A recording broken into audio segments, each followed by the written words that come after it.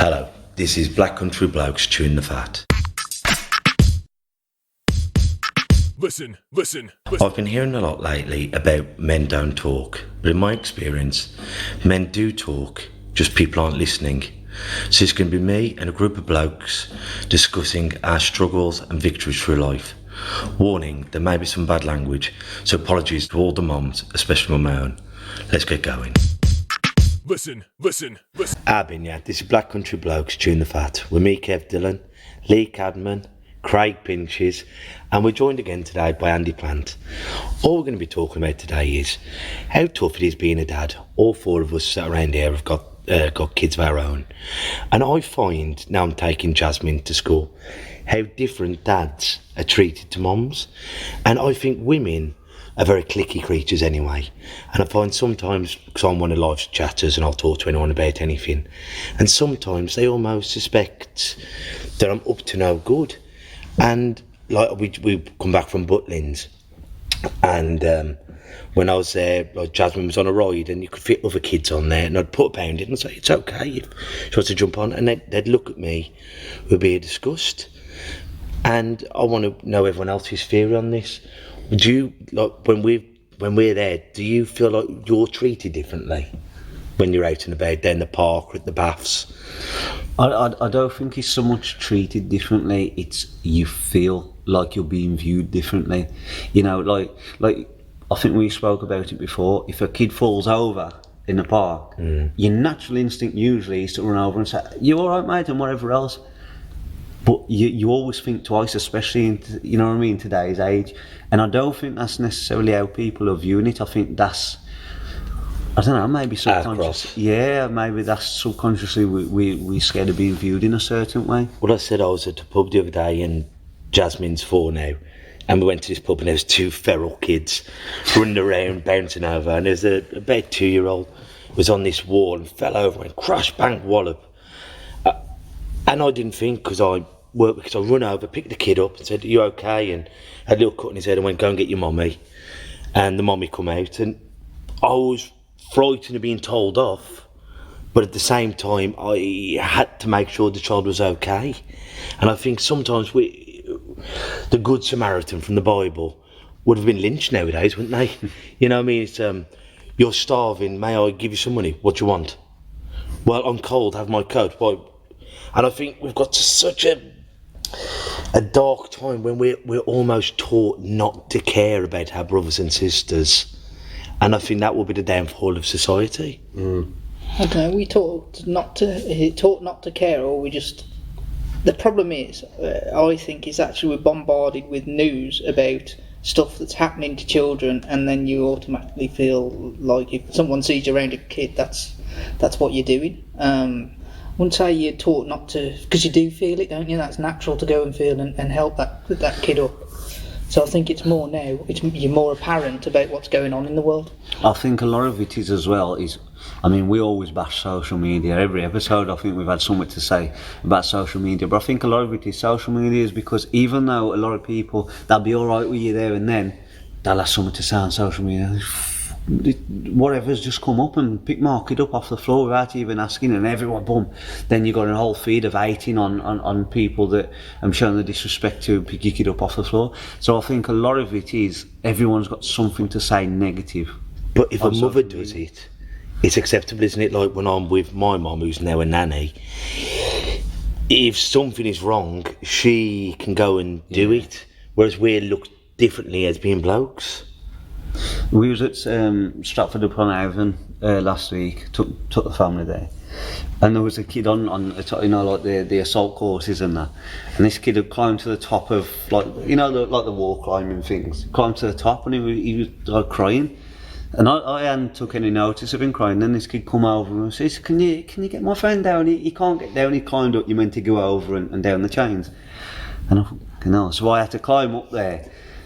I said, put your arm around me. I think, you know, I don't think I was thinking at all like that. I think it was because I went into action quick. Yeah. And I mean, I got to the top of, I don't like heights myself, and it will mega right.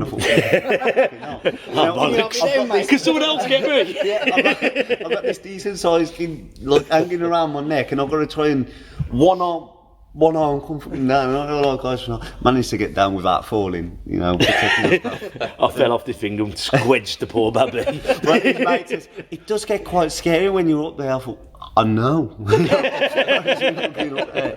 I just dribbling down your leg into your sock. I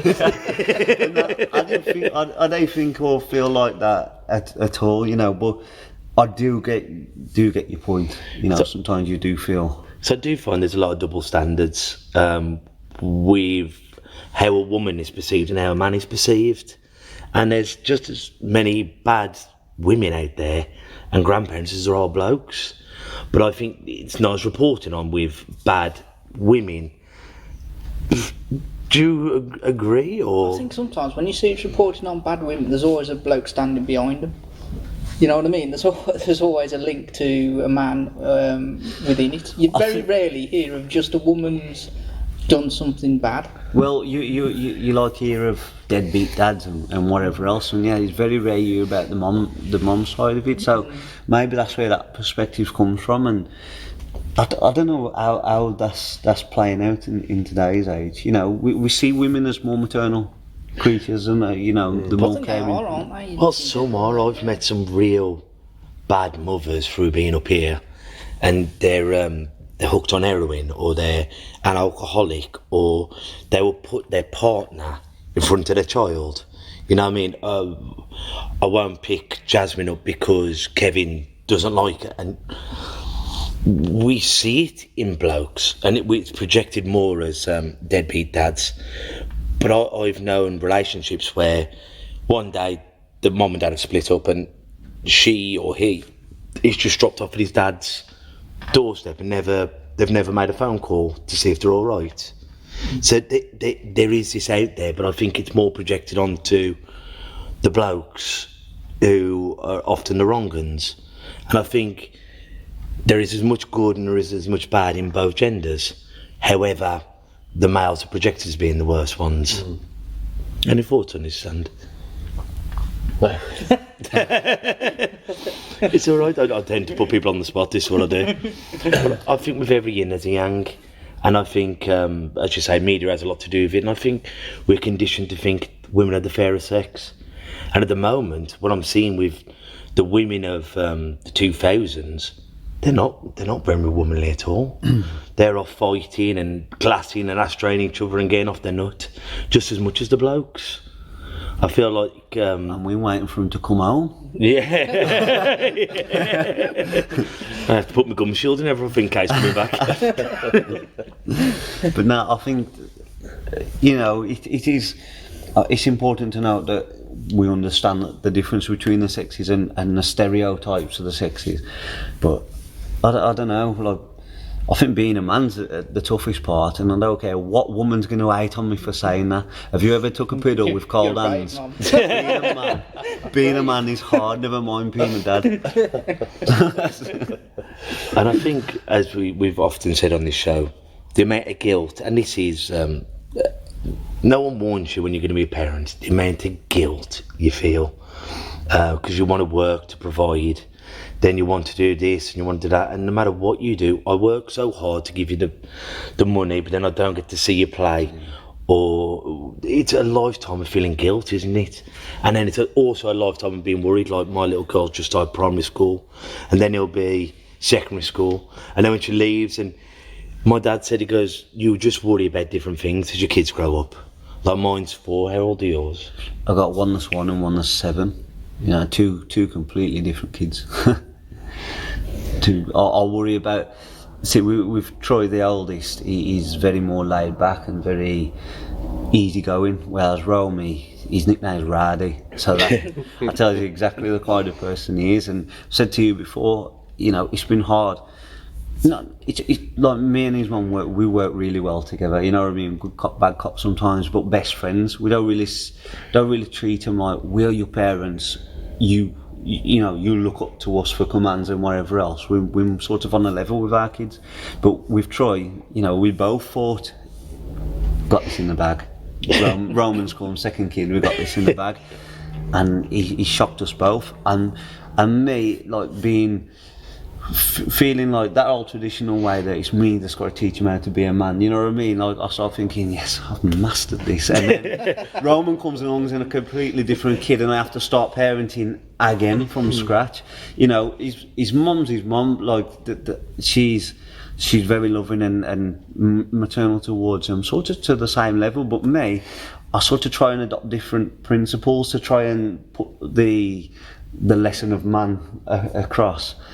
And he's a challenging one, that one is. Well, in it, they come from the same loins, from the same house, and they can be so god different. Chalk and cheese. Yeah, I've got 2 girls. Mine are 11 and 14, and the issue that I struggle with is being the understanding dad. You know, because I am the dad, the masculine, the alpha, and they're the feminine, emotional type. I struggle to sort of, you know, comprehend what they're going on about half the time, and you know, quite often. It's going to get worse. Yeah, quite often the wife's like, "You need to be more patient and more understanding," and so. But you've never been a girl. No, well, that's it, yeah. And that's that lifelong mystery of the complications with the female and male, interactions. And like people all said to me, "You're lucky you got 2 boys." And I used to think, a child's a child, but the more I see people with just girls in there, I start to, I'm lucky. You know what I mean? I started seeing exactly what they mean. So, well, one of my good friends, Nympho Nick, he used to be a doorman and all this, and he says, because he had a boy, and he says, "Kev, I hope you have a girl." I went, "Why the fuck would you wish that on me, bruv?" And he goes, "The day that your baby doesn't come and give you a kiss goodnight, breaks your heart, because she'll always love you as a daddy." And that stuck in my mind through that. But on about the difference between men and women, my friend Nick Davis, who's been on here lots now, he's a good old friend, NLP practitioner. He says men think on logic, women think on emotion. He goes, that's why we can't always see eye to eye, because we all think that needs doing, so I will tell you how to do it. A woman goes, I will show you how I feel about the situation. And I think that's why we butt heads all the time. And we've all just smiled and nodded at each other on that one. Tails, it's goddamn. You know what? Shout out to Nick on that one, because that makes a lot of sense. That does. You're not saying on the more logical one out of the 2. When you look back at some of your arguments and they're going, well, why? And you go, well, it's because no, you don't understand. I go, I do. She said this and you said that. That's the problem. Do you know where the proof of that is? Whenever she's emotional, I'm logical enough to get the car to that. Should I run the bath? Mate, that just proves it. So shout out to Nick on that one. Anyway, who's Nympho Nick? Nympho Nick's a good Did he earn friend. that name? That's all. Yeah, that's his old name. Nympho Nick. God bless him. But, yeah, I mean, we all see ourselves as being. Having it tough, I suppose. Like as a man, we're always going to have arguments as to why we feel we got it tougher, and you know what I mean, why we feel we're viewed in a certain way. And as females, they're going to have their perspective, and you sort of compromise with each other and just don't mention it. Don't bring it up. No, just It'll be all don't right. bring it up, because it's far. I think we'd outrun the podcast trying to discuss the intricacies of that debate. Maybe a women's point of view on this next time with Kev on his own interviewing. From a sick. distance. From a distance.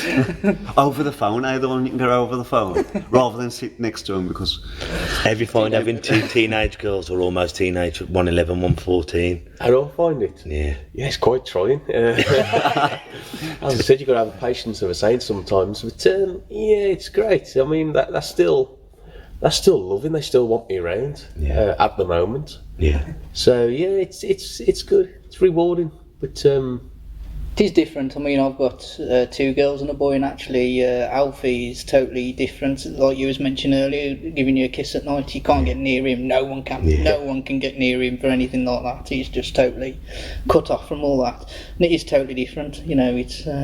was it you? Someone said that. Was it you? Said It's Aaron who said about the boys want the affection when they're up to, like, I think it's 6 or 7. and then the girls want the affection afterwards. Yeah. And it was Aaron that said it, wasn't it? So we're almost taught as boys, even though we want cuddles off mummy and daddy, and we're taught not to be that way. And Aaron was when he mentioned it to me, and I never realised that, but we feel like we should have the gun and we should have the wrestling, and I mean, boys do wrestle. Like, you see all animals, the boys are always running around and biting each other's ears. Yeah, it's like a damn pen's net, that, isn't it? But we're almost taught not to be loving and not to have the boo-boos and the not kisses cry and the and cuddles. Yeah. And that's probably at school, isn't it? I think a lot of it might be natural as well, though. You know, we have our natural instincts as male and female, and our dispositions and that are sometimes natural. A lot of it is programmed into it, but we do naturally act in a certain way, don't we? Is it programmed into you, or is it just centuries of being that way? Well, one thing I did see, I saw a documentary about monkeys, and they put some dollies down and some cars down. The boys were naturally more interested in the wheels and how the car worked, whereas the girl monkeys were more playing with the babies and nurturing. So you're comparing women to monkeys? Well, boys, well, that's it, fucking hell, I'm on the gallows now. I won't be here next week, I'll be dangling from Conquetry. All the women around So me. next week is going to be Black Country Blokes chewing the fat. It'll be, Well, Kev's getting flogged. but it's I can't worth wait it. for this one. To But what we were saying about the monkeys, and like, as you're saying, is it program or is it nature? I think there are certain things we're drawn to. As in, boys might like the mechanical, the wheels, whereas the girl monkeys like the babies. So maybe that is true. I don't know. I'd have to ask an expert about it. Maybe when Nick next comes in, we'll ask him, because there's got to be studies on it. I'd have thought so. Yeah. But I do think I think some is nurture and some is nature, with anything. How you can have two people from the same area, like if you had two twins and you separate them, one went to this house, which was loving, and the other one went to this house that wasn't, would they have grown up to be the same? You know what I mean? I think it's highly unlikely, isn't it? I'm very unlikely. Time you get to that. But then you get the mixed bag. I know people from my childhood who grew up in an abusive relationship, you know, where their dad was alcoholic or whatever, and the one grew up to be completely off the rails, and the other grew up to be a really decent, you know, human being. So how is that possible? So it's how you react to situations. I think absolutely, then I you're absolutely talking about how you make up as you're born, aren't you? Yeah. To how you react to what's happening around you. So someone might just be naturally more destructive. Yeah. It's in you, isn't it? And I suppose, like you say, all you do is nurture the nature, I suppose. If Yeah, that's lovely, yeah. If it's naturally in you, that's good. you know. I know of at least 2 or 3 instances. I know 2 people at least, and their dads who the moms disappeared from the kids, and they raised the 3 children. I think it's 3, and the other guy had 5 children. They raised them on their own, and they stuck by him, and they raised them as a single parent. Now, like, what's crazy about that is if you say, oh, it's only got one parent at home, say, where's the dad? Dad. Yeah. And you think, like, naturally people think that there's only one parent at home. Naturally they think it's the mum, which I think's crazy, but it can work with, you know, my dad, his mum died when he was 5 or just turned 5, you know what I mean, in the 60s, and he was 8 of them, I think it was raised by my granddad, you know. So it is possible for a man. We can multitask and we can carry out certain tasks, you know, but it is possible for children to grow up, you know, with level heads on them, even if it was just a dad raised them. Probably more so, because it takes the emotion out and they just work with logic, according to Kevin. That bloke deserves a medal. 5 kids on his own. Jesus. My granddad, I think there was 8 of my dad. 8? You know what I mean? So, like, my granddad raised them. Yeah. It was the 60s and the 70s, so they had sort of a tough. He raised them up tough, you know what I mean? There'd be a line of kids outside to hear him talk, and my granddad would look to see which one of his kids was going to go out and fight the next one in line. You know what I mean? And if they go out and fight the next one in line, Penn's netball and bread, worry. You know what I mean? Then they get a battering off him. Sometimes they get a battering off the kid, and then if they lost, they get a battering off the dad anyway. But he was a good dad, so, you know, I know it's a generational difference, but it's still possible for a man to be capable. And I think that, like how you said, how we're viewed completely different, I suppose that ties into it. Of course. Knowing that, thinking that, bloody hell, you think we are capable. I mean, I'll be honest, call me what you want, bad dad, whatever. I've only ever changed one shitty nappy in my kids. That was Troy. He's 7 now. One shitty nappy, maybe 3 pissy ones, and none of Romans. You know what I mean? I'm probably capable. I just don't like smells. I did it. I used to do it. I'll tell you a funny story on red shitty smells. We have me cat Scylla, little black cat Scylla Black, and she used to have a litter tray. And when Kate was pregnant, when we were expecting Jazz, Kate couldn't clean it, and it was the first time I'd ever cleaned litter box. And to anyone who hasn't got a cat, it stinks, man. Cat shit is horrible. And I went in and I was trying to clean it. And as I cleaned it, I vomit all over my own arm. So I've got cat shit in my hand, my vomit all over my arm, and I'm sprinting for the living room, leaking shit and vomit. However, when it was my babies, I was all right. You know, I was all right for Jazz.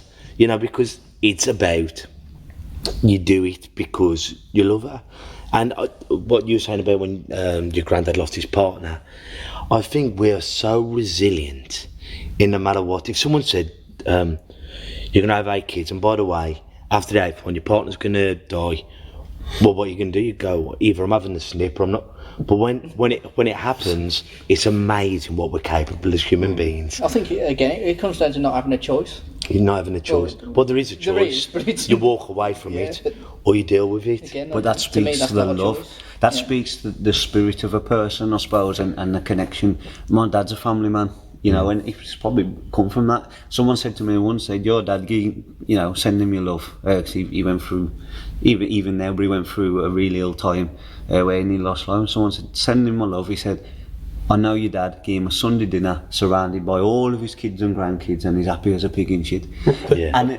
And he is, and I suppose that's come from my granddad, knowing that he stayed. Obviously my auntie helped him, she passed away now as well, but she helped him, so she was the motherly figure, but it was my granddad that sort of raised him. So it speaks to the love and the bond that you have. So we can all make excuses and say, fuck that, that's going to be hard, man. I don't want to be part of that. I can't do that. Or you say, you know what, this is going to be hard, but I love them kids, they're mine, and I want to stand by them and see it through. It speaks to the spirit of a person, you know, and like I say, it's nurturing the nature. If you're naturally an abandoner or someone that says, you know, take my problem, you know, that circumstance is just going to nurture and just amplify that, you know. So we're more good people, us men. Yeah. No, I wouldn't say all men. I've met a few unsavoury characters in my time. That's just a circle of friends. Well, that's just, yeah. The shit attracts shit. But I think that's going to leave us today, gang. Once again, thank you very much for coming on, Andy. There's a saying you just said, Craig, as we were off air. The ifs and buts on. Ifs and buts. This is courtesy of my friend Dave. If ifs and buts were apples and nuts, we'd never starve.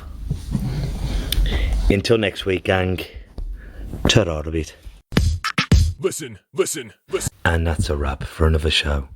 But if there are any comments or messages that you would like us to read out for our next podcast, please be in touch. There are also lots of different organisations at the bottom of this page, and hopefully they can help you or someone you care about.